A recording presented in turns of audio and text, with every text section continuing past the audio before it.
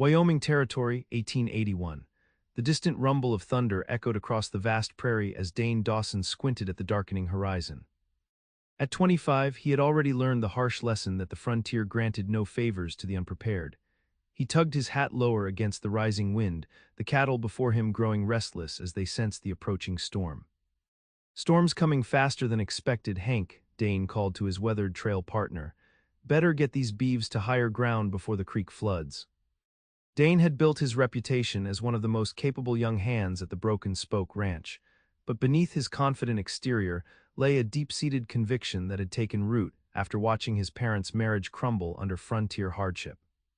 Love was a luxury the West didn't allow, just another weakness that would eventually be crushed by the relentless demands of survival. Better to face this life alone than risk that inevitable disappointment. As the first heavy raindrops began to fall, Dane and the other hands worked frantically to move the herd toward the sheltered draw half a mile north. Lightning split the sky, sending a panicked tremor through the cattle. Within minutes, the gentle rain had transformed into a furious downpour, the world dissolving into a chaotic blur of water and wind. "Get back to the camp," the trail boss shouted over the storm's roar. "Nothing more we can do until this passes." Dane reluctantly turned his horse toward their makeshift camp, the rain pelting his slicker like bullets. He had nearly reached the relative shelter of a rocky outcropping when a sound caught his attention, faint but unmistakable over the storm's fury. A cry for help, he reined his horse sharply, peering through the curtain of rain. There, in the distance, a flash of lightning illuminated the outline of a stalled wagon, its wheel lodged deeply in the rapidly swelling creek. Another bolt revealed a solitary figure struggling with the panicked horses. Every instinct told him to continue to camp. A lone rider could easily be swept away in a flash flood, yet something pulled him toward the stranded traveler. With a muttered curse, Dane turned his mount and spurred toward the wagon.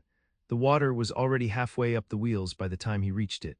Through the downpour, he could now see it was a woman fighting to calm the terrified horses. Her dress clung to her slender frame, her dark hair plastered to her face as she called soothing words to the animals despite her obvious fear. "Let go of them," Dane shouted over the storm. "The creek's rising too fast." The woman turned, startled by his sudden appearance. Even through the rain, he could see the determination in her eyes. "I can't abandon them," she called back. Dane swung down from his saddle, securing his own horse to a sturdy tree before wading to her side. The water swirled around his thighs, its pull already dangerous. "The horses will have a better chance if we free them," he insisted, working quickly to release the team from their harnesses. "We need to get to higher ground now." As the last buckle came free, the horses bolted for safety, disappearing into the stormy darkness.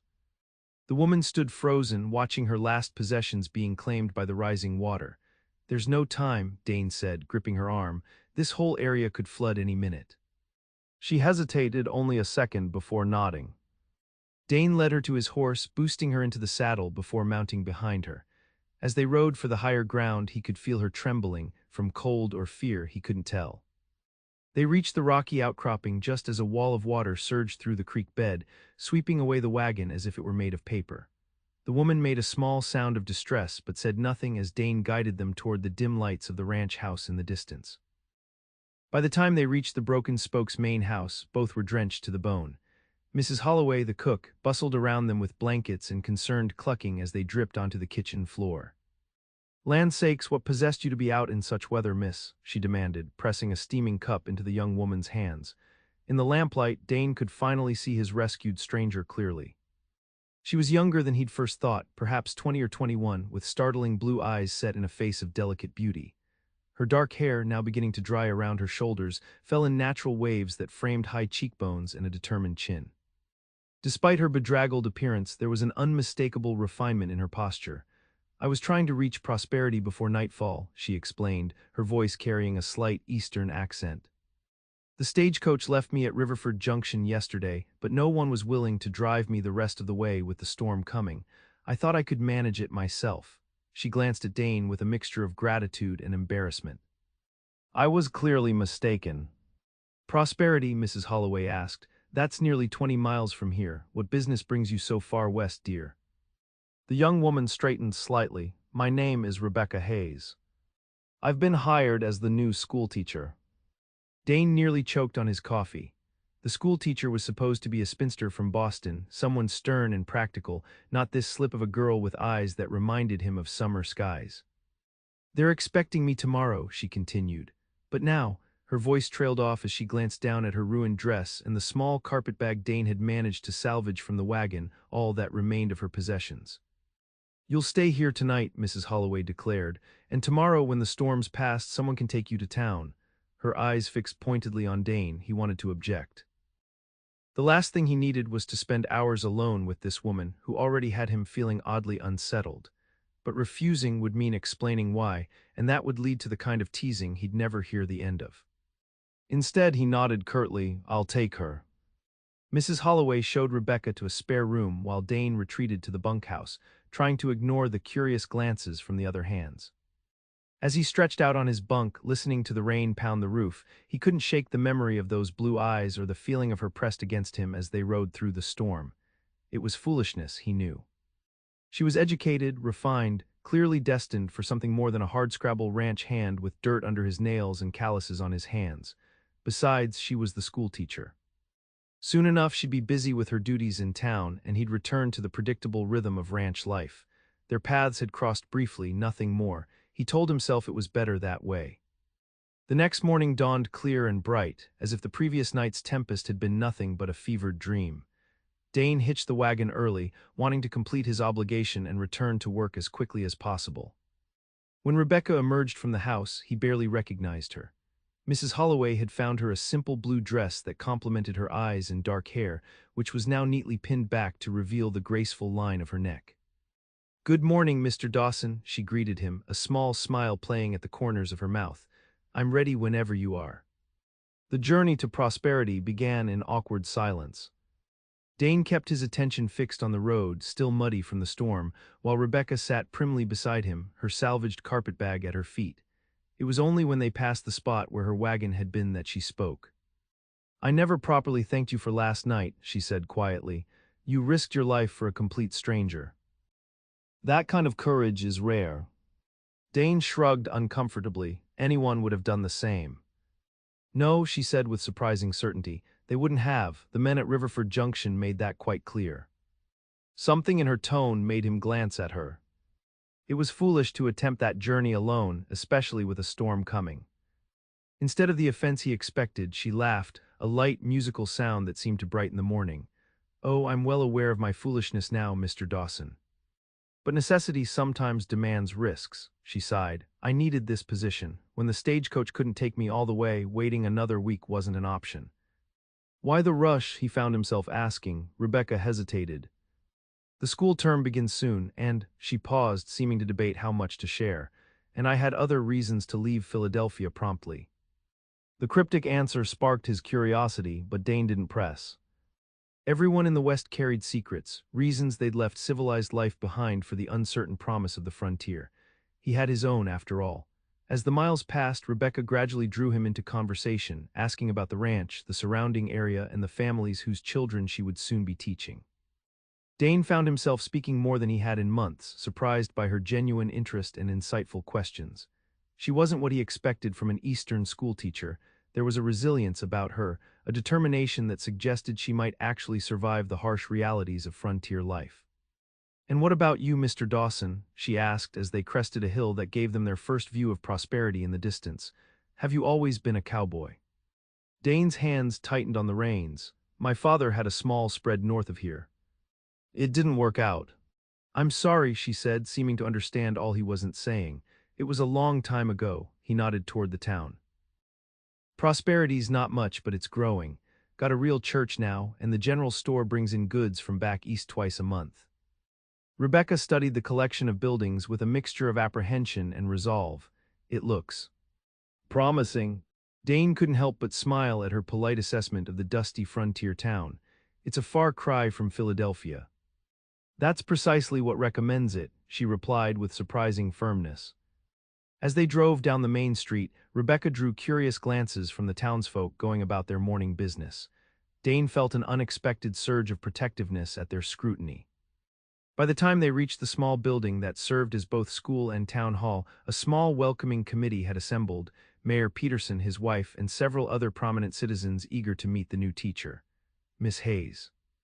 We had begun to worry when you didn't arrive yesterday, Mrs. Peterson exclaimed, hurrying forward to help Rebecca down from the wagon. When the storm hit, we feared the worst. I would have been in serious trouble if not for Mr. Dawson, Rebecca replied with a grateful glance in his direction. He rescued me when my wagon became stranded in the creek. All eyes turned to Dane, who shifted uncomfortably under their attention. Mayor Peterson stepped forward to shake his hand vigorously. Fine work, young man, fine work indeed. We've been waiting months for a proper teacher. Wouldn't do to lose her before she even started. As the townspeople surrounded Rebecca, peppering her with questions and welcomes, Dane found himself fading into the background. This was her world now, a position of respect and importance in the community. She would quickly settle into town life with its socials and Sunday services while he returned to the endless work of the ranch. He was preparing to leave when Rebecca broke away from the group and approached him. "Mr. Dawson," she said, her voice low enough that only he could hear. "I find myself still in your debt. My lodgings are at the boarding house, but I've been told the school needs considerable preparation before term begins. If you're ever in town," she hesitated. "I would welcome your company." Dane was caught off guard by the invitation. "I don't get to town much," he said automatically. Something like disappointment flickered in her eyes, quickly masked with a polite smile. "Of course. You must be very busy. Still, thank you again for everything." Before he could respond, Mrs. Peterson reclaimed her, leading her toward the boarding house to get settled. Dane watched them go, feeling strangely reluctant to leave.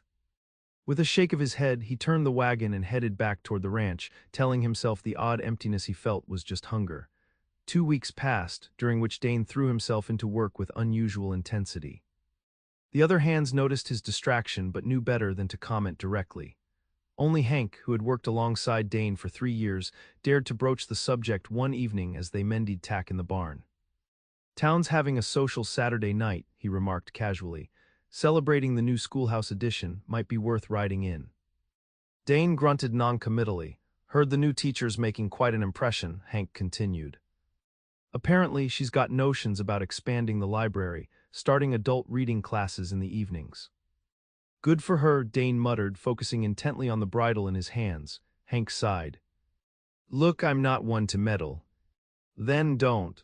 But I saw how you looked at her when you brought her back that morning. Wouldn't hurt to see how she's settling in." Dane set down the bridle with more force than necessary. "She's the schoolteacher, Hank, educated, refined. What business would she have with someone like me?" "She invited you to visit, didn't she?" Dane frowned. "How did you, Mrs. Holloway has a second cousin who works at the boarding house," Hank explained with a shrug. "News travels." "Then you should also know that every eligible man in 3 counties has probably been calling on her since she arrived," Dane said, unable to keep the bitterness from his voice. Hank studied him for a long moment. "Your pa really did a number on you, didn't he?" Dane stiffened. His father's bitter complaints about how marriage and family had trapped him, prevented him from making something of himself, were memories he preferred not to revisit. "This has nothing to do with my father." "Doesn't it? You've spent years convinced that caring about someone is just asking for trouble. Might be time to question whether that's really true." Dane stood abruptly. "I've got fence to check in the north pasture tomorrow. Better turn in." As he walked to the bunkhouse, Dane tried to dismiss Hank's words. Yet that night, as he lay awake listening to the snores of the other hands, he found himself wondering what Rebecca was doing, whether she'd found prosperity as promising as she'd hoped. Before he could talk himself out of it, he made a decision. He would go to the social, just to be polite, just to see how she was faring in her new position. Saturday evening found him freshly shaved and uncomfortable in his one good shirt, riding into town alongside a grinning Hank. The schoolhouse was lit up with lanterns, the sounds of a fiddle and laughter spilling into the twilight. Dane hesitated at the door, suddenly questioning his decision. "Didn't come all this way to stand outside, did you?" Hank prodded, giving him a nudge forward. The room was crowded with what seemed like the entire population of Prosperity and the surrounding homesteads. Children darted between the adults, a long table groaned under the weight of food brought by the townsfolk, and in the cleared area at the front, several couples danced to the lively tune. Dane scanned the room, his heart sinking when he didn't immediately spot Rebecca. Perhaps she hadn't come, or perhaps. "Mr. Dawson." He turned to find her approaching, a genuine smile lighting her face. The simple blue dress she wore was a far cry from the fashionable attire she'd arrived in, but something about the way it set off her eyes and dark hair made his breath catch. "Miss Hayes," he managed, suddenly aware of how rough his hands looked, how his boots were still stained despite his best efforts. "You look well." "As do you," she replied. "I was beginning to think you'd forgotten your way to town." "Been busy at the ranch," he said, then inwardly winced at how dismissive it sounded. "But I heard about the social and thought I'd see how you were settling in." "I've been kept quite busy myself," she said, gesturing to the new bookshelves lining one wall. "The town has been remarkably supportive of my plans for the school. I've already enrolled 23 students for the fall term." "That's impressive." An awkward silence fell between them, broken only when Hank appeared with 2 cups of punch, handing one to Dane before tipping his hat to Rebecca. "Evening, Miss Hayes. Name's Hank Miller. I work with Dane at the Broken Spoke." "It's a pleasure to meet you, Mr. Miller," she replied warmly. "Are you enjoying the social?" "Can't complain about the food or the company," Hank said with an easy smile. "Though I notice our friend here hasn't asked you to dance yet." Dane shot him a warning look, but Rebecca laughed. "Perhaps Mr. Dawson doesn't dance," she suggested. "Oh, he dances," Hank assured her. "Won a contest at the county fair 2 years back. Ain't that right, Dane?" Before Dane could respond, the fiddle struck up a waltz, and Hank made a show of spotting someone across the room. "If you'll excuse me, I see Mrs. Holloway needs help with the refreshments." As Hank retreated, leaving them alone, Dane cleared his throat. "I should apologize for him. Hank thinks he's helping." Rebecca's expression grew serious. "Is it so terrible to be left alone with me?" "No, that's not," Dane fumbled for words, unused to such direct questioning. "I just thought you might prefer different company, someone more suitable." Her eyebrows rose. "Suitable? And who decides what's suitable for me, Mr. Dawson? You?" He shifted uncomfortably. "I just meant—" "I know what you meant," she interrupted, her voice softening, "but I'm perfectly capable of deciding whose company I enjoy." She glanced toward the dancers, then back at him. "Now about that dance." Dane hesitated only briefly before setting down his cup and offering his hand. "I'd be honored, Miss Hayes." As he led her onto the dance floor, Dane was acutely aware of the curious glances from the townsfolk. The schoolteacher was a prized addition to their community, and here she was, choosing to dance with a ranch hand instead of the banker's son or the young doctor who had recently set up practice. Yet once the music surrounded them, those concerns faded. Rebecca moved gracefully in his arms, following his lead with a natural ease that belied her refined upbringing. Being this close to her, catching the subtle scent of lavender that clung to her hair, Dane felt something inside him shift, a crack forming in the walls he'd built so carefully over the years. "You dance very well," she remarked, looking up at him with those captivating blue eyes. "Another hidden talent." "Not much call for it at the ranch," he replied. "Cattle make poor partners." Her laugh sent a warm current through him.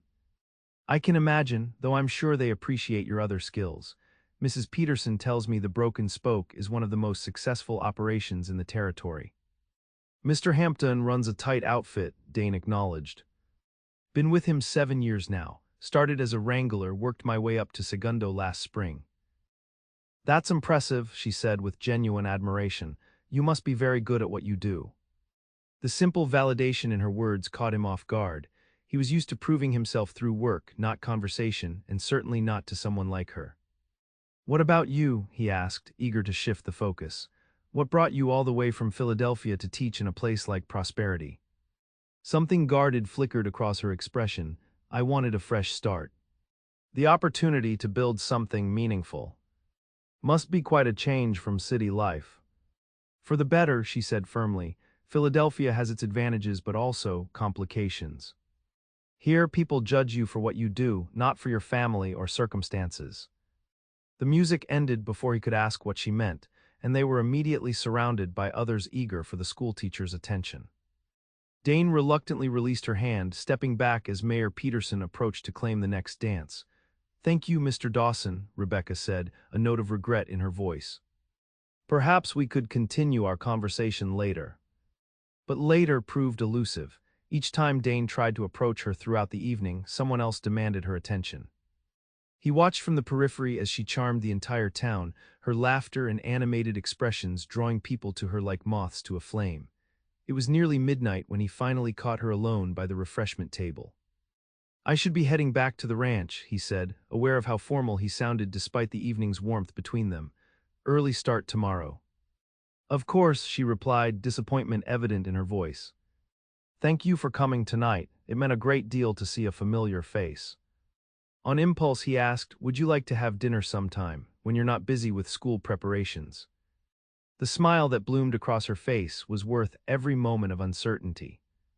"I would like that very much, perhaps next Saturday. The boarding house serves dinner at 6. "I'll be there," he promised, suddenly looking forward to the week ahead in a way he hadn't anticipated. As he rode back to the ranch under a canopy of stars, Dane found himself replaying their dance, the way she had fit so naturally in his arms, the sparkle in her eyes when she laughed. For the first time in years, he allowed himself to consider the possibility that his father's bitter lessons might not be the only truth about connection and commitment. The week passed in a blur of work and anticipation. By the time Saturday arrived, Dane had worn a path in the bunkhouse floor with his pacing, much to the amusement of the other hands. He bathed in the creek, trimmed his beard, and donned his cleanest clothes before riding into town, a bouquet of wildflowers gathered from the prairie tucked carefully in his saddlebag. The dinner at the boarding house was simple but pleasant, with Mrs. Greenwood, the proprietress, making a point of serving them personally despite having other boarders to attend to. Afterward, Rebecca suggested a walk, and they strolled through the quiet streets of Prosperity as twilight deepened around them. "You seem different here," Dane observed as they passed the darkened storefronts. "More at ease than when I first met you." Rebecca smiled. "I feel different. For the first time in a long while, I'm exactly where I want to be, doing work that matters." She glanced at him. "What about you? Have you always wanted to be a cowboy?" He considered the question. "Not always. When I was younger, I thought I might go to California, maybe try my luck at something else. But after my father lost our ranch, I needed steady work. The broken spoke gave me that. And now, are you content there?" The question stirred something Dane had buried long ago, dreams of his own place, his own herd, a home that was truly his. "It's good work," he said finally. "Honest work." "That's not what I asked," Rebecca pressed gently. Dane stopped walking, studying her in the fading light. "Why are you so interested in my ambitions, Miss Hayes?" "Because I think there's more to you than you let most people see," she replied without hesitation. "And because I've learned that dreams matter, even when they seem impossible." Something about her earnestness broke through his reserve. "I've been saving," he admitted. "Not much, but enough that in a few more years I might be able to put a down payment on a small spread. Nothing fancy, just enough to build something of my own." "That sounds like a worthy dream," she said softly. They had reached the small church at the edge of town, its white steeple silvered by the rising moon.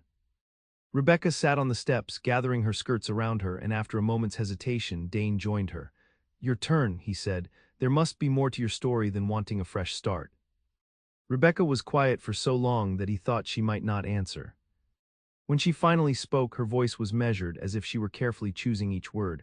"My father was a respected businessman in Philadelphia. Our family had a certain position in society, certain expectations." She twisted her hands in her lap. "When he died 2 years ago, we discovered he had been hiding substantial debts.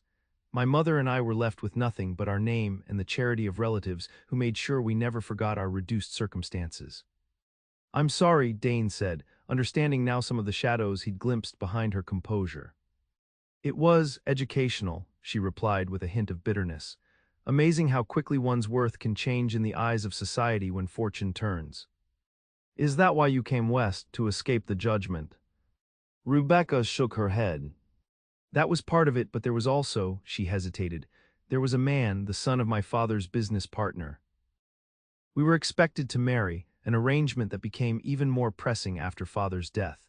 Edward was willing to overlook our financial ruin in exchange for the social connections our name still carried." Dane felt an unexpected surge of jealousy. "You didn't want to marry him." "I thought I did once," she admitted. "Before I understood what kind of man he truly was, Edward believed in appearances above all else. When I suggested teaching to help support my mother, he was appalled, said it would reflect poorly on him to have a wife who worked. When I persisted, she paused. He made it clear that after marriage, such independence would not be tolerated." Anger flared in Dane's chest. He threatened you. Not physically, she clarified quickly. But he showed me the cage he was offering, gilded though it might be. When the opportunity to come west arrived, I took it, even over my mother's objections. She still believes I was foolish to refuse him. You weren't, Dane said firmly. No one deserves to live in a cage, no matter how gilded. Rebecca looked at him with genuine gratitude. Most men wouldn't see it that way. I'm not most men, he replied simply. The moment stretched between them, charged with unspoken understanding. For the first time, Dane recognized that beneath their different backgrounds, they shared a fundamental desire for the freedom to determine their own paths. No, she said softly, you certainly aren't. As the weeks passed, Dane found increasingly frequent reasons to visit town. Sometimes he would help Rebecca prepare the schoolhouse for the coming term, building new desks or repairing the leaky roof. Other times, they would simply talk as they walked along the creek that ran behind the town, sharing stories and dreams that Dane had never voiced to anyone else. September brought the start of the school term, and with it, a new rhythm to their encounters. Rebecca's days were filled with teaching, but her evenings remained largely her own, and Dane arranged his work at the ranch to free up time to ride into town 2 or 3 times a week. One crisp October afternoon, as golden leaves drifted from the cottonwoods lining the creek, Dane arrived at the schoolhouse to find Rebecca dealing with an unexpected crisis. Billy Thompson, one of her older students, had fallen from the schoolyard fence and broken his arm. The doctor was out delivering a baby at a distant homestead, and the boy's parents were too far away to fetch quickly. We need to set it before it swells too much, Dane said after examining the injury.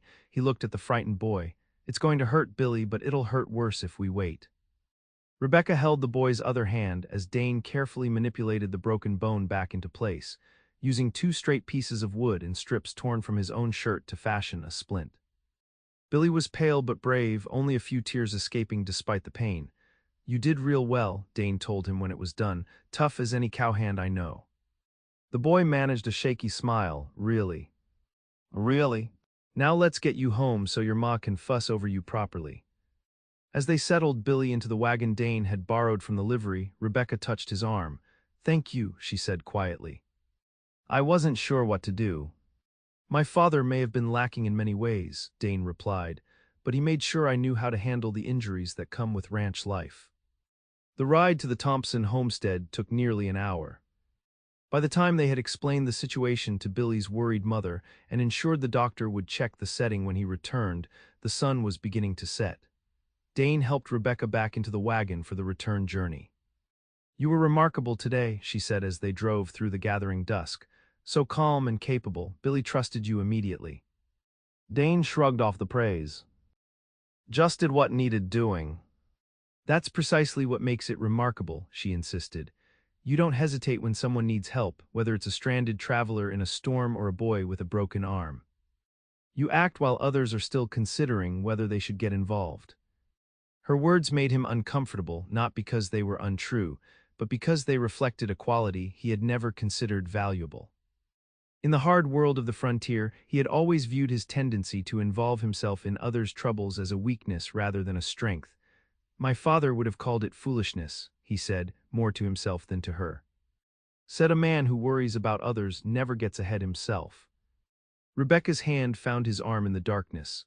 Then your father was wrong. There's more to life than getting ahead. There's also living with honor and compassion.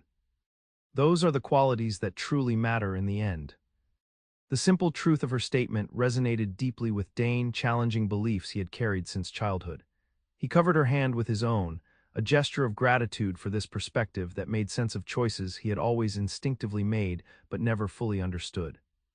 They rode in companionable silence until the lights of prosperity came into view. As they approached the boarding house, Dane made a decision that had been forming in his mind for weeks. The harvest dance is next Saturday, he said as he helped her down from the wagon. I was wondering if you might accompany me. Rebecca's smile illuminated the gathering darkness. I would be honored, Mr. Dawson. Dane, he corrected gently. After all we've shared, I think you could call me Dane. Dane, she repeated, his name sounding different, special in her voice. Then you must call me Rebecca. The night of the harvest dance arrived clear and cool, the stars brilliant in the velvet sky. Dane arrived at the boarding house precisely at 7, a nervous flutter in his stomach that he hadn't felt since his youth. When Rebecca descended the stairs in a dress of deep green that set off her dark hair and fair skin to perfection, that flutter became a stampede. "You look beautiful," he said simply, offering her the carved wooden hair comb he had spent evenings working on. "I thought you might like this." Rebecca took the comb reverently, running her fingers over the delicate pattern of leaves and flowers. "You made this?" Dane nodded, suddenly unsure, "if it's not to your liking." "It's perfect," she interrupted, turning to the hall mirror to slide it into her upswept hair. "The most thoughtful gift I've ever received." The dance was held in the town hall, decorated with autumn leaves and harvest bounty. As they entered, Dane was aware of the curious glances and whispered conversations their arrival prompted. Over the past weeks, their growing closeness had become the subject of town gossip, not all of it kind. Some questioned what the educated schoolteacher saw in a simple cowhand, while others wondered if Rebecca was simply using Dane to establish herself until someone more suitable came along. None of that mattered tonight. As they joined the dancing, Dane found himself caring less about others' opinions and more about the joy evident in Rebecca's eyes as they moved together. When they paused for refreshments, several of the ranch hands from the Broken Spoke greeted them warmly, Hank among them. "Miss Hayes," Hank said with a tip of his hat, "you've done the impossible, got our Dane to actually enjoy a social gathering." Usually he's watching the clock, counting the minutes till he can escape back to the ranch. Rebecca laughed, her hand resting comfortably on Dane's arm. Perhaps he simply needed the right company. "No perhaps about it," Hank agreed with a knowing grin. The evening progressed with a magical quality, each dance bringing them closer, each shared laugh cementing the bond that had been forming between them since that stormy night. During a lively reel, Dane caught a glimpse of genuine happiness in Rebecca's expression that made his heart swell with possibilities he had never allowed himself to consider. As the night grew late, they slipped outside to catch their breath in the cool autumn air. The moon had risen, bathing the town in silver light. "I can't remember when I last enjoyed an evening so completely," Rebecca said, her cheeks still flushed from dancing. "Nor can I," Dane admitted. He hesitated, then took her hands in his. "Rebecca, these past weeks have been the happiest of my life. Being with you has changed how I see everything, the future, myself, what's possible." Her eyes searched his face. "What are you saying, Dane?" "I'm saying that I've spent years believing love was a liability, something that would eventually bring only disappointment. You've shown me how wrong I was." He took a deep breath. "I'm falling in love with you, Rebecca Hayes. I know I'm not what your family would have chosen for you, but—" She silenced him by pressing her fingers gently against his lips. "My family's choices led me to a man who saw me as property, not a partner. I make my own choices now." Her voice softened. "And I choose you, Dane Dawson. I've been falling in love with you since you rode through that storm to save a foolish stranger." The admission sent a surge of joy through him, unlike anything he'd ever known. Slowly giving her every chance to pull away, Dane leaned forward and kissed her. It was gentle at first, a question more than a demand, but when Rebecca's arms slid around his neck in answer, the kiss deepened into something that felt like coming home. When they finally parted, both breathless, Dane rested his forehead against hers. "I don't have much to offer yet," he began, but Rebecca shook her head. "You have everything that matters," she said firmly. "Kindness, courage, honor, the rest we can build together." They might have remained there longer, wrapped in the promise of their new understanding, if a commotion from inside hadn't drawn their attention. Raised voices and the sound of breaking glass shattered the peaceful moment. "Stay here," Dane instructed, but Rebecca was already moving toward the door with him. Inside, they found a scene of confusion. A well-dressed stranger stood in the center of the room, his fine coat and polished boots marking him as someone from back east. Despite his elegant appearance, his face was flushed with anger as he confronted the startled townsfolk. "I'm looking for Rebecca Hayes," he demanded, his voice carrying the refined accent of Philadelphia society. "I know she's here." Rebecca froze beside Dane, her face draining of color. "Edward," she whispered, her hand instinctively seeking Dane's. The man spotted her then, his expression shifting to one of triumphant satisfaction. "Rebecca, there you are, my dear. Do you have any idea what trouble you've caused? Your mother is beside herself with worry." He started toward them, but Dane stepped slightly in front of Rebecca, a protective gesture that wasn't lost on the newcomer. "And who might you be?" Edward asked with thinly veiled contempt. "Dane Dawson," he replied evenly, "a friend of Miss Hayes." Edward's laugh was dismissive. "A friend, I see. Well, your services are no longer required, Mr. Dawson. I've come to take my fiancé home. A murmur ran through the crowd. Rebecca's hand tightened on Dane's arm as she stepped forward. I am not your fiancé, Edward, she stated clearly. I made that perfectly clear before I left Philadelphia. Edward's smile didn't reach his eyes. Your mother and I agreed it was just nerves, darling, cold feet, perfectly understandable before a wedding. He glanced around the rustic hall with undisguised disdain. Though I admit I underestimated how far you'd run to avoid your responsibilities. A schoolteacher in this place, really, Rebecca, it's beneath you.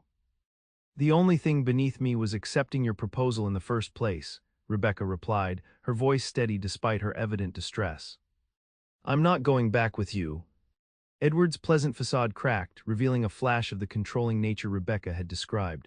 Don't be absurd, of course you are. I've invested too much in this relationship to allow you to throw it away on some frontier fantasy. The lady said she's staying, Dane interjected, his tone deceptively calm despite the anger building inside him.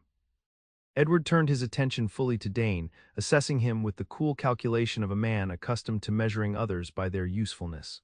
I don't believe this concerns you, Cowboy. This is a family matter.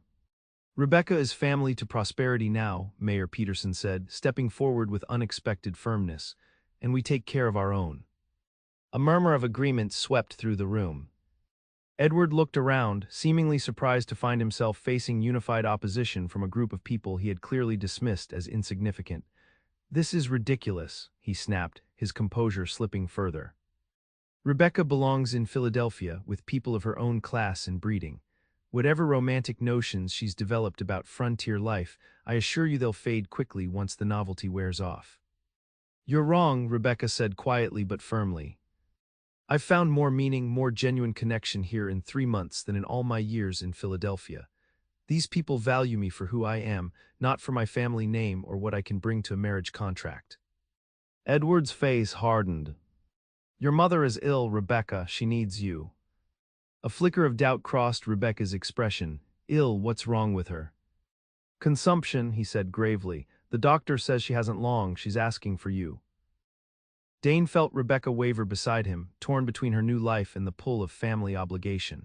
He squeezed her hand supportively, leaving the choice entirely hers. If my mother is truly ill, then of course I must see her, she said finally. But I will return to prosperity afterward. My life is here now. Edward's triumphant smile sent a chill through Dane. We'll discuss your future once we're home. The stagecoach leaves tomorrow morning. I've taken a room at the hotel for tonight.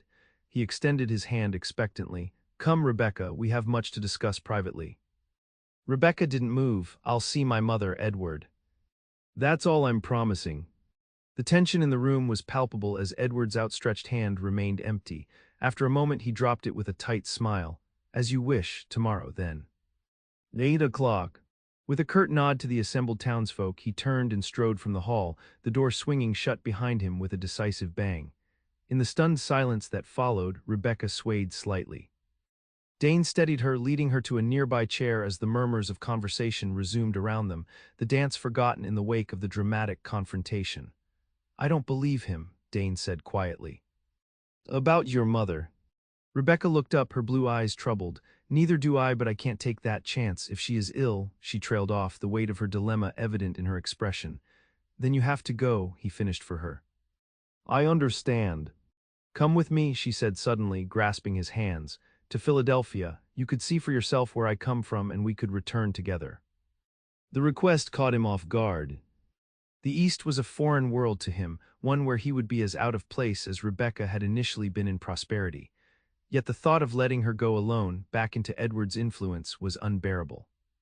Are you sure, he asked, searching her face. I'm not exactly suited for city life. Rebecca's smile was tinged with both sadness and determination. I'm sure that I don't want to face this without you. The rest we'll figure out together. Dane nodded, his decision made. Then I'll go with you. But first, there's something I need to do. After seeing Rebecca safely to the boarding house, Dane made his way to the hotel where Edward was staying. The night clerk pointed him to the saloon, where he found the Easterner nursing a whiskey, his expression sour. Mr. Dawson, Edward acknowledged without looking up, come to bid a heartfelt farewell to the fair schoolteacher. Dane remained standing, declining to join him at the table. "I've come to tell you that I'll be accompanying Rebecca to Philadelphia." This got Edward's full attention. He set down his glass with deliberate care. "Will you indeed? How rustic." "I wasn't aware the stagecoach offered accommodations for chaperones." "Not as a chaperone," Dane clarified, "as someone who cares deeply for her and won't see her manipulated." Edward leaned back, studying Dane with the amused condescension of a man who has never doubted his own superiority. "You're in love with her," he said, as if diagnosing an interesting but ultimately irrelevant condition. "How quaint. Did you imagine yourself rescuing the damsel from her arranged marriage, riding off into the sunset together on your trusty steed?" Dane refused to rise to the bait. "Is Rebecca's mother actually ill?" A flicker of something, guilt perhaps, or simple calculation, crossed Edward's face before his mask of confidence returned. "That's a private family matter." "That's what I thought," Dane said quietly. "You're lying to get her back to Philadelphia, where you can pressure her into marriage." Edward's smile didn't reach his eyes. "I'm securing what's rightfully mine. Rebecca and I have an understanding that predates her frontier adventure. Family obligations, social expectations, these aren't trivialities to be cast aside for a passing infatuation." "It's not your decision to make," Dane pointed out, "it's hers." "Is it?" Edward swirled the amber liquid in his glass. "Rebecca has been sheltered all her life, Mr. Dawson. She's playing at independence, rebelling against the constraints of society. But when faced with the harsh realities of life out here, the isolation, the primitive conditions, the lack of culture and refinement, how long do you really think she'll stay?" "A year, 2 at most, before she longs for the comforts of civilization." The question struck an uncomfortable chord with Dane's own doubts, fears he had pushed aside but never fully conquered. Would Rebecca eventually tire of frontier life? Would she come to resent him for not being able to provide the luxuries and social position she had grown up with? Edward, sensing his uncertainty, pressed on. "And what can you offer her, Mr. Dawson? A cowhand's wages." "A life of hardship and deprivation. Rebecca was raised for better things." "I can offer her honesty," Dane replied steadily, "and respect for her choices. Can you say the same?" Edward's facade cracked slightly, revealing a flash of genuine anger. "I can offer her a position in society, financial security, a life among equals. What you call respect for her choices is merely indulgence of a childish whim. Rebecca needs guidance, not encouragement in this folly." Dane had heard enough. "The stagecoach leaves at 8, we'll be on it. But understand this, I'm not letting her out of my sight in Philadelphia, and when she's confirmed her mother's health for herself, we're coming back to prosperity. Together." He turned to leave, but Edward's voice stopped him at the door. "You're out of your depth, Cowboy. Philadelphia isn't prosperity. There are rules, expectations. A man like you will be as welcome as mud on a ballroom floor." His tone sharpened. "And Rebecca knows it. Deep down, she knows exactly where she belongs." Dane didn't dignify the taunt with a response.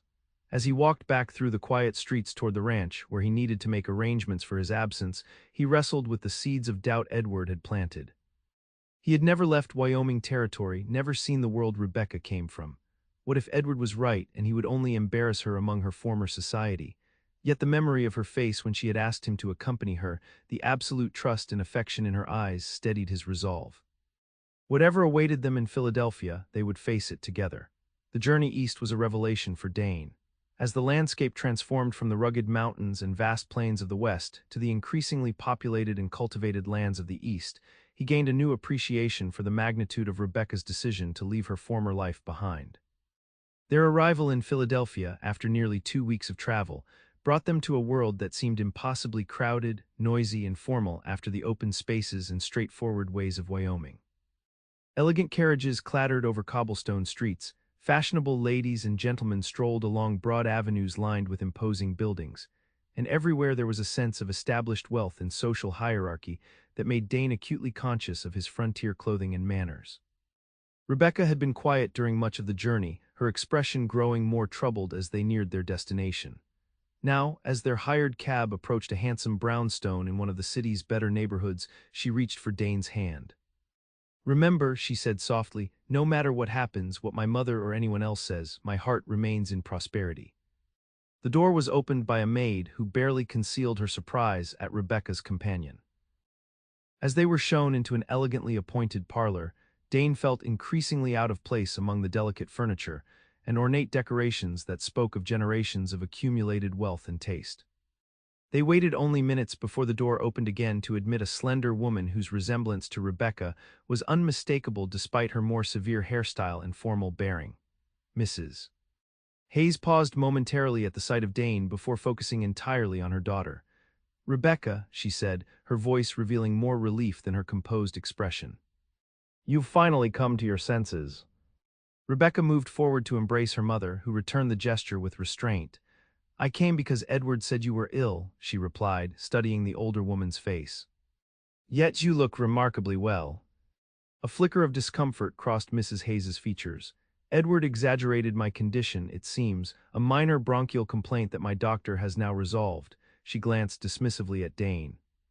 "And who is your companion?" Rebecca returned to Dane's side, her posture straightening with quiet determination. "Mother, this is Dane Dawson. He's very special to me." Mrs. Hayes made no move to acknowledge the introduction. "I see Edward was right about the extent of your frontier experimentation. Really, Rebecca, this is most inappropriate. What would your father say?" "Father would say whatever preserved the family's social standing, regardless of my happiness," Rebecca replied with unexpected sharpness. "As he always did." The tension in the room was palpable. Mrs. Hayes turned to the maid hovering near the door.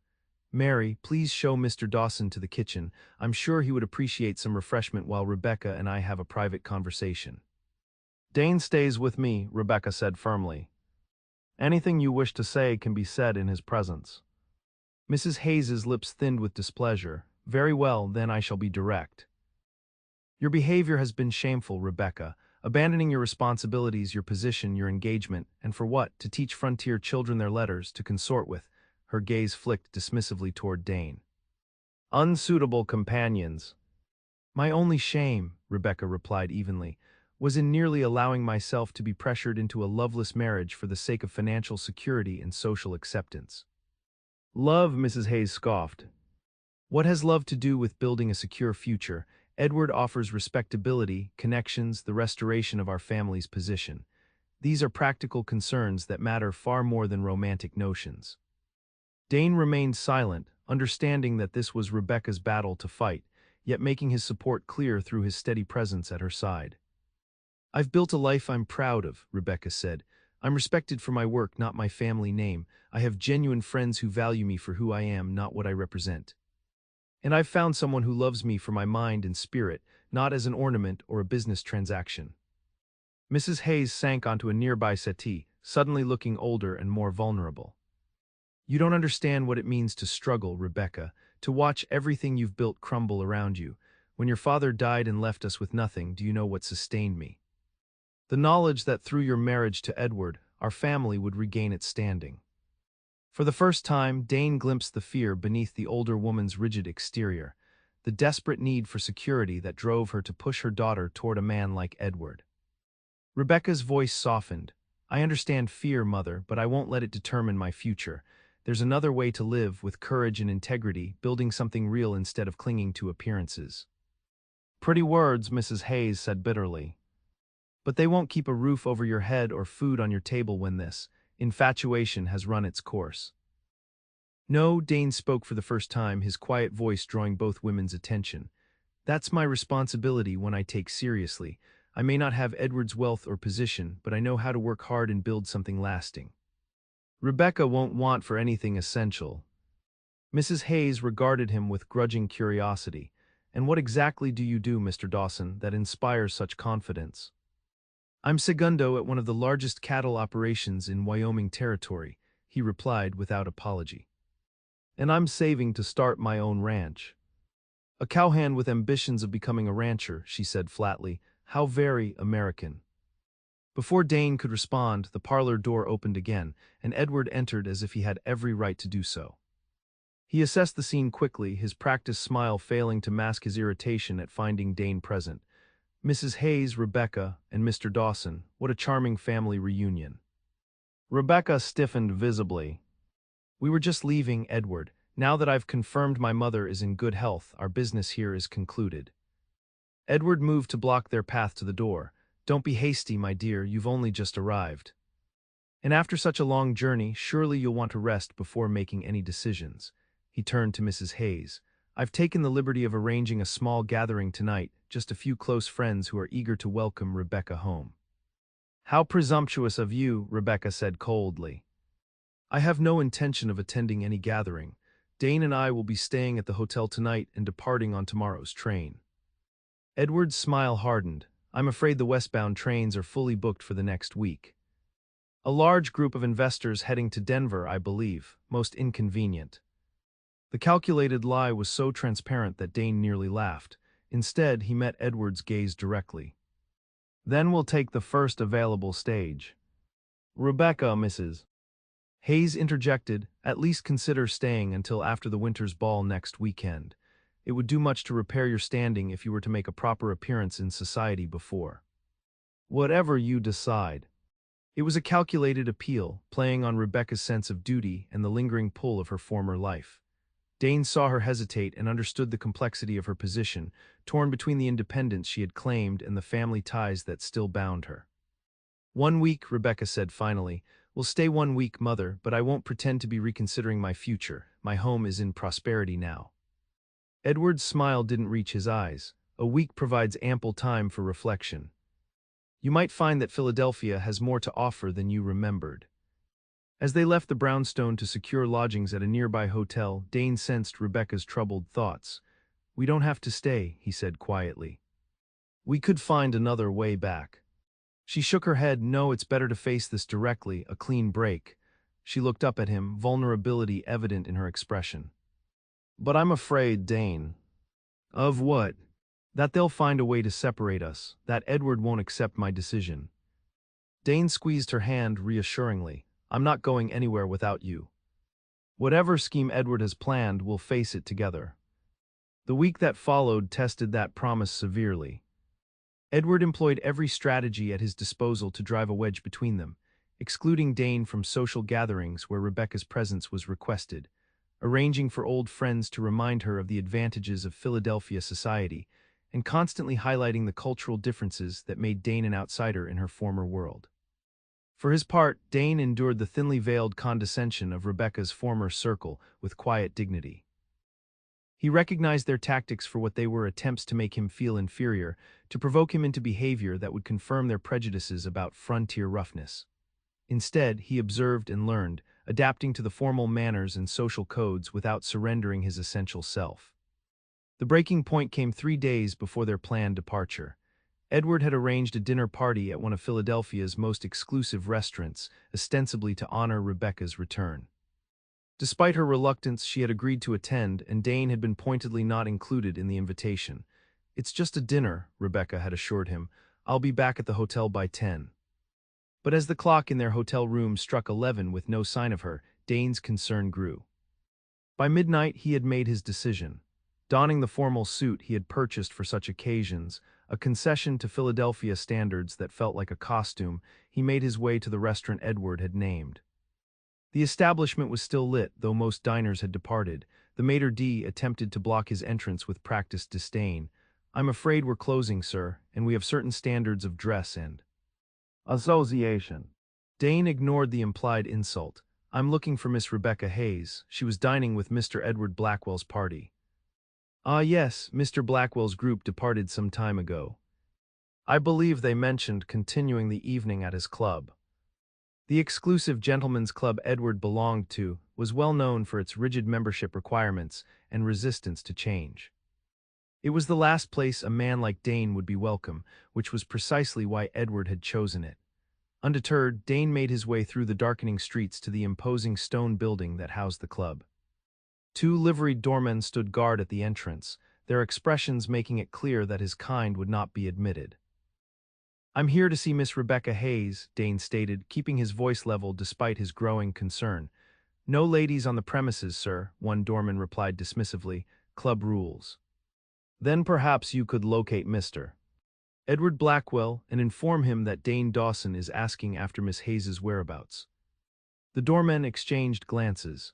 Mr. Blackwell is entertaining private guests in the card room. He left instructions not to be disturbed. Dane's patience reached its limit. Then I suggest you disturb him or I'll do it myself. Something in his tone, the quiet intensity that hinted at a man accustomed to being obeyed in matters of consequence, gave the doorman pause.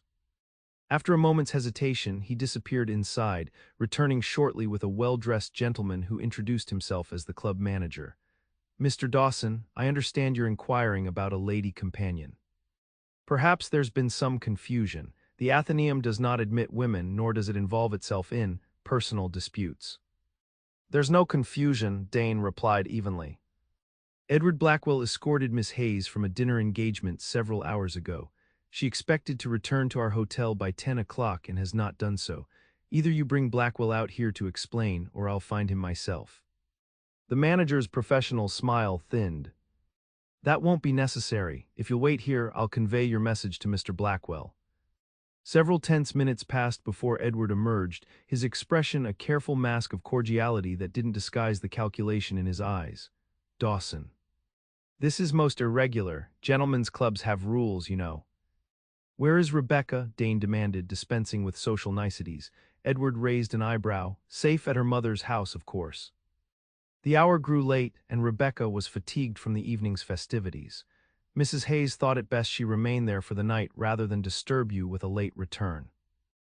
The explanation was plausible but felt wrong. Why wasn't word sent to the hotel? "An oversight for which I apologize," Edward replied smoothly. "In the general merriment, it was simply forgotten. You understand how these things happen in civilized society." The subtle dig wasn't lost on Dane, but he focused on what mattered. "I'll call for her now, then." At 1 in the morning, how scandalous. Edward's smile was cold. Better to wait until a decent hour. Mrs. Hayes would be most disturbed by such an uncivilized intrusion. Everything about the situation felt wrong, but Dane had no proof of deception, only instinct. "First thing tomorrow, then," he conceded reluctantly. "But understand this, Blackwell, if anything happens to Rebecca, there isn't a club rule or social convention that will protect you from me." Edward's facade slipped momentarily, revealing genuine anger. "Threats, Mr. Dawson, how very frontier of you. Perhaps this demonstrates why Rebecca is better off among her own kind." Dane refused to be baited. "We'll see what Rebecca has to say about that tomorrow." Morning brought no clarity. When Dane arrived at the Hayes residence, he was informed by the maid that both Mrs. Hayes and Rebecca had departed early for a day of shopping and visits to old friends. No, she couldn't say when they would return. No, she had no message for Mr. Dawson. By evening, with still no word from Rebecca, Dane's concern had hardened into certainty that something was deeply wrong. This wasn't like her. Even in the complex social landscape of Philadelphia, she had remained honest and direct with him. Her silence now could only mean interference.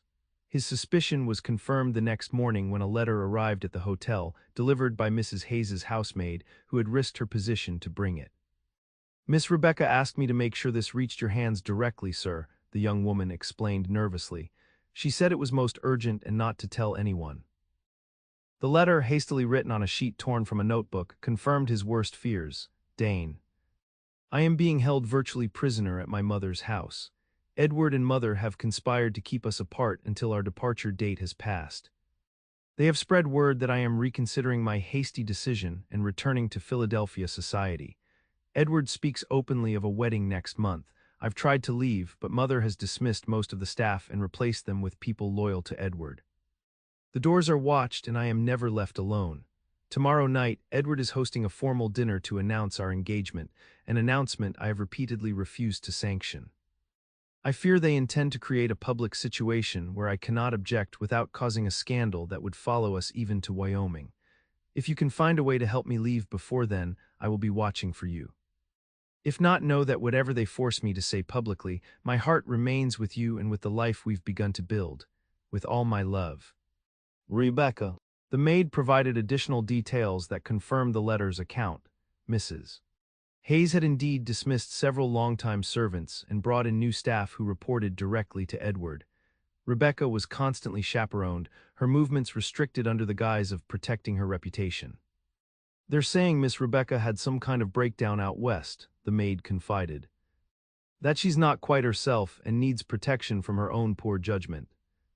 The tactic was as effective as it was despicable, creating a narrative that would make any resistance on Rebecca's part seem like evidence of mental instability rather than legitimate choice. Dane considered his options. Direct confrontation would likely fail against the social and financial resources Edward commanded. Legal intervention would take too long and might not succeed given the prevailing attitudes about women's autonomy. What he needed was a plan that would outmaneuver Edward at his own game. Inspiration came from an unexpected source.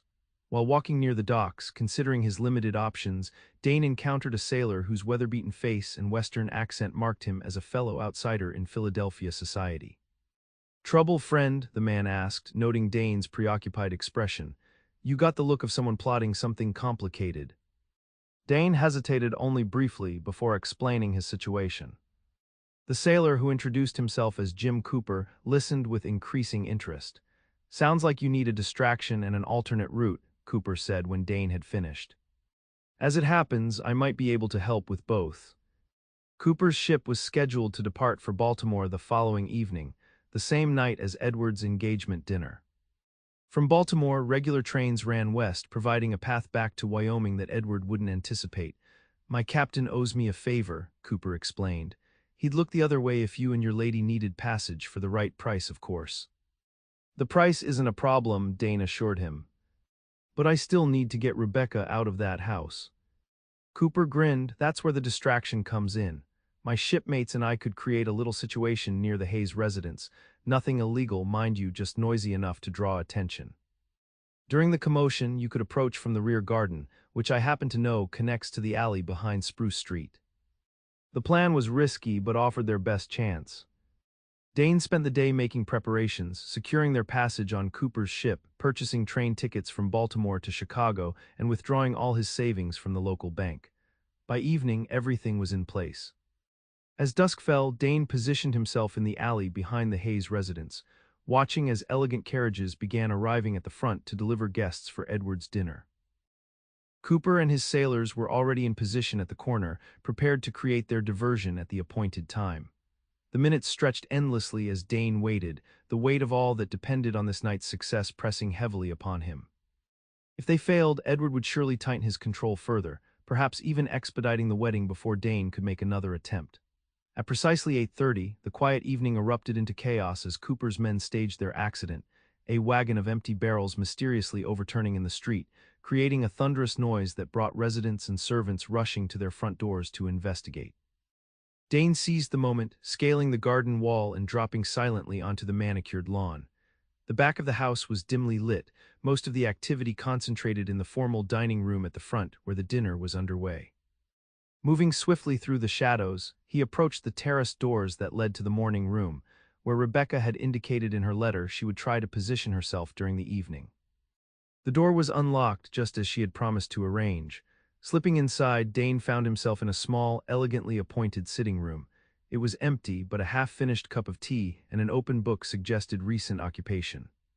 He moved cautiously to the hallway door, listening for approaching footsteps. "Dane." The whispered word came from behind him.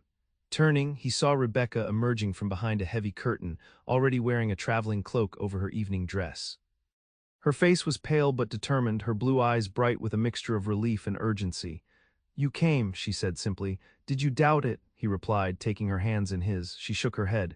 "Never. But Edward has been so careful, I wasn't sure you'd find a way." "We don't have much time," Dane said, quickly explaining the plan.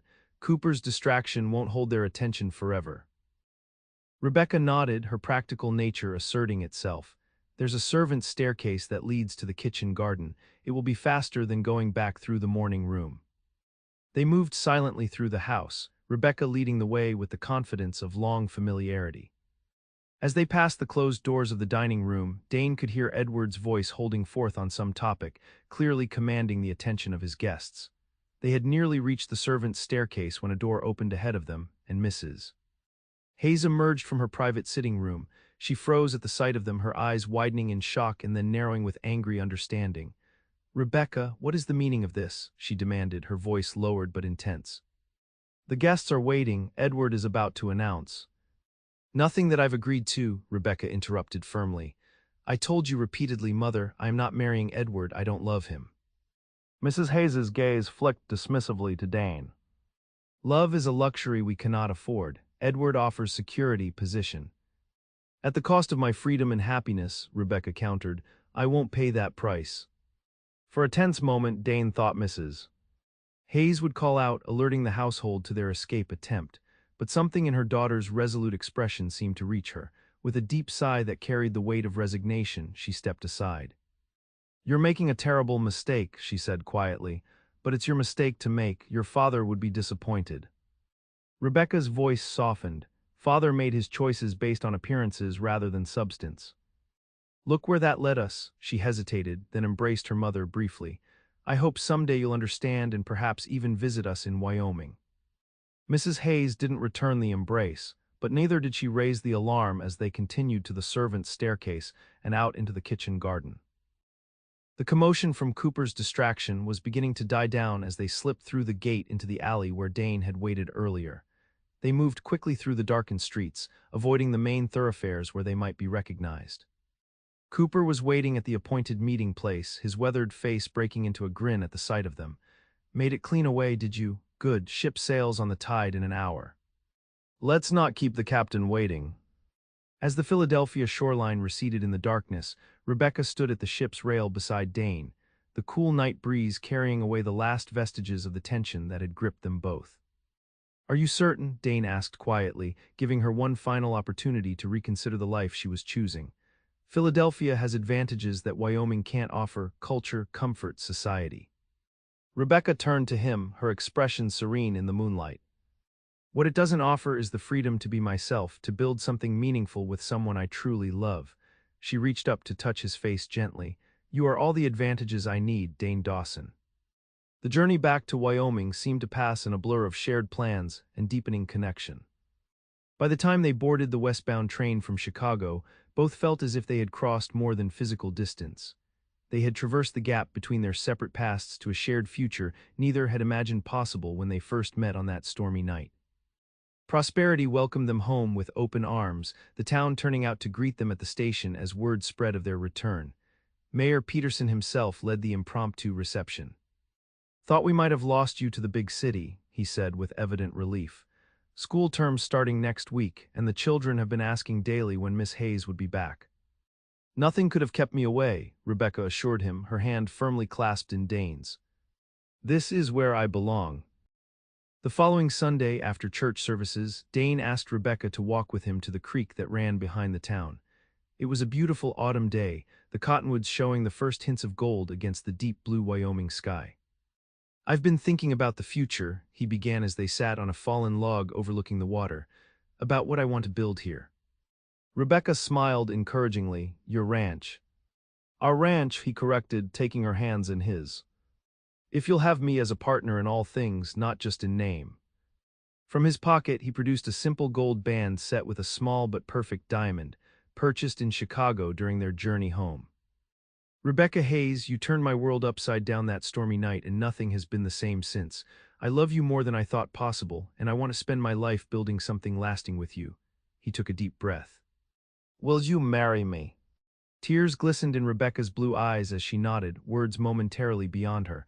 When she finally spoke, her voice was steady with certainty. Yes.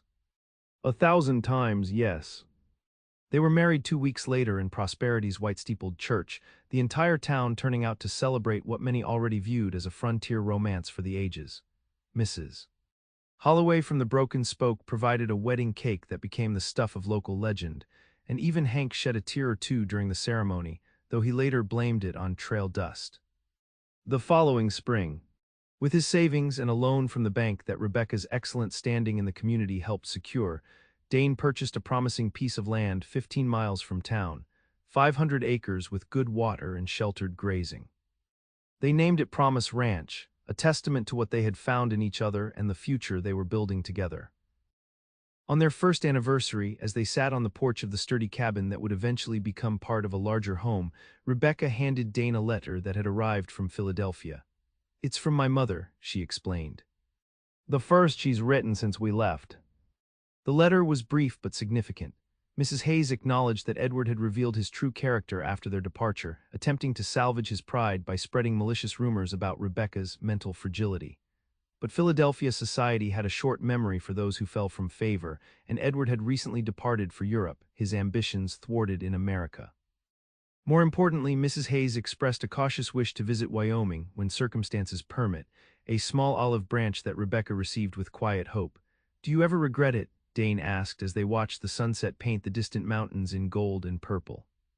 "Choosing this life over what you knew before." Rebecca leaned against him, her head fitting perfectly against his shoulder. "Not for a single moment. Philadelphia was where I was born, but this is where I found myself and you.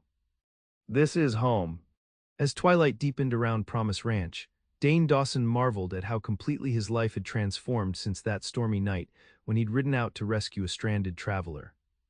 The conviction that had once seemed so certain, that love was a liability on the frontier, now revealed itself as the false protection it had always been. In its place stood a deeper truth.